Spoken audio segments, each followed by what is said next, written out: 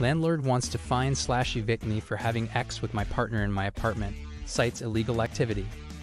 Does he technically have a case? So, bit of a weird one, so please bear with me. I rent an apartment from a man who lives down the street. It's a nice enough apartment, and up till now I've had very few issues. The problem is he's rather conservative, and I'm rather not straight. Once he found out that my boyfriend wasn't just a friend who spent a lot of time with me, he tried to bar him from coming over. I told him to pound sand as it goes. Now he sent me a letter stating that effective immediately, there shall be a $250 fine every time I commit the sin of homosexuality in my apartment. If I refuse to sign the addendum, he claims he will file to evict me due to breach of the lease, specifically the clause that the premises shall not be used for illegal activity. He cites Massachusetts state code that criminalizes fornication outside of marriage and crimes against good nature, which he insists means homosexual relations. The statute does not define it any further. I looked them up, and they are evidently real crimes. I know they're not enforceable by any stretch, but have I technically done illegal activities in my apartment?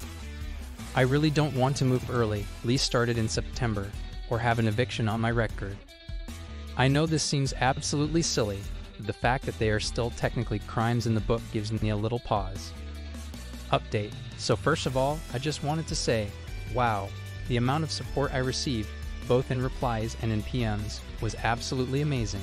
Everything from fantastic advice to hilarious commentary. The person who said sand is a weird name for a guy had me in stitches. Do I need to take this seriously, or can I start coming up with more ways to say pound sand? What should I do if he does try to take further action? That said, I feel like people assumed a much worse picture of my landlord, people telling me to buy cameras, etc. He's a nice enough person, but has some very problematic views. He grew up in rural Arkansas, I think, that or Alabama, and came to Massachusetts later in life. This was his first time being a landlord, so he still had the idea in his head that it was his house, so to speak. That, coupled with the fact that up till now he'd avoided even talking with people who were openly gay, led to a lot of ignorance. I know some of you were hoping I'd screw him over for all he's worth, or torment him with daily updates of my homo agenda, but alas, I decided to take the calmer approach, and it seemed to work. Yesterday I sat down with him, and first laid out the various information that you guys helped me find. Everything from sexual orientation being a protected class, treble damages, and the fact that those old laws and 100% completely unenforceable. He realized very quickly that he was in the wrong, and he has effed up bad. He also admitted that even he didn't know what he defined as the sin of homosexuality, or how he'd enforce the fine. He just knee-jerk reacted to him, shocking news. We ended up chatting for about 2 hours then, and it started with me dispelling a lot of misconceptions about gays. Some of his notions were comically bad, like if I weren't having the conversation with him, I'd think he were a caricature. He's a lot older than me, and his kids recently moved across the country, and he was renting their house for him. So I think he had some notions of being a father figure to me, and thinking he could lay down the law, or set me straight. He seemed genuine, and seemed to be legitimately concerned for me and my soul. I reminded him to hate the sin and not the sinner, and that seemed to resonate with him.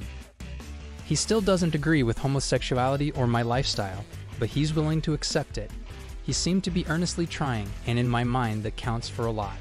He agreed to write both me and my boyfriend a letter of apology, which I will be keeping copies of in case this matter comes up again and needs to go to court. The past few days have been super stressful, but it seems to be resolved. If things go well, I might even potentially renew the lease come September.